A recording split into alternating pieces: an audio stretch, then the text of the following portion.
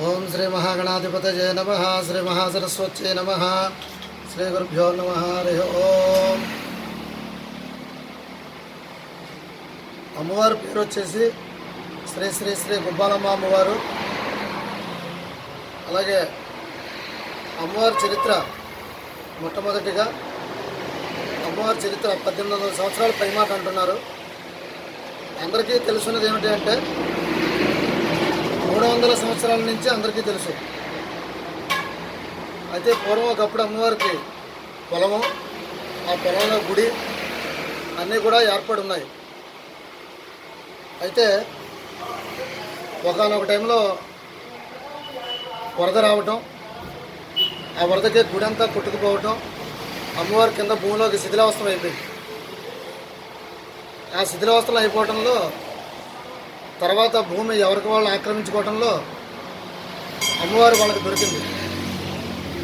అంటే అమ్మవారు ఈ పక్కన ఉండేది, పొలంలో ఈ పక్కన ఉండేది. తర్వాత వాళ్ళకి దొరికిన తర్వాత వాళ్ళు తీసుకొచ్చి ఈ పక్కన కాలువలో కలిపేశారు అమ్మవారు.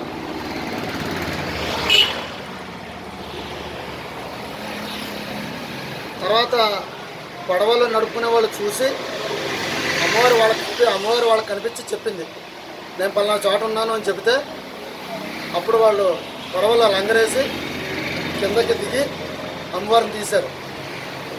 తీసిన తర్వాత ఇక్కడ పెట్టడం జరిగింది. జరిగిన తర్వాత ఈ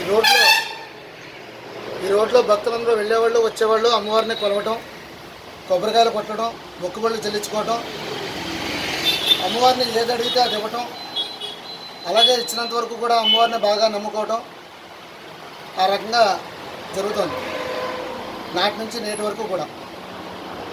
అలాగే మరి ఈరోజు అమ్మవారికి వచ్చేసి సంక్రాంతి 3 రోజుల పండుగలు, దేవీ నవరాత్రులు, శాకంబరి ఉత్సవాలు, ఇటువంటివన్నీ కూడా ఎంతో అత్యంత వైభవంగా సాగుతున్నాయి.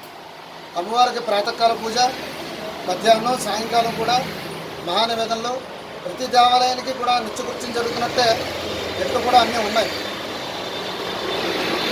ఇలా వెనక్కి వెళితే తాడేపల్లిగూడెం, ఎవరికి వెళితే రాజమండ్రి, ప్రతి ఒక్కళ్ళు కూడా అమ్మవారి కోసం తెలుసున్న వాళ్ళు ఇక్కడ ఆగి వచ్చి దండం పెట్టుకుని కొబ్బరికాయ కొట్టి బొట్టు పెట్టుకుని వెళ్తాం జరుగుతుంది నాటి నుంచి నేటి వరకు కూడా.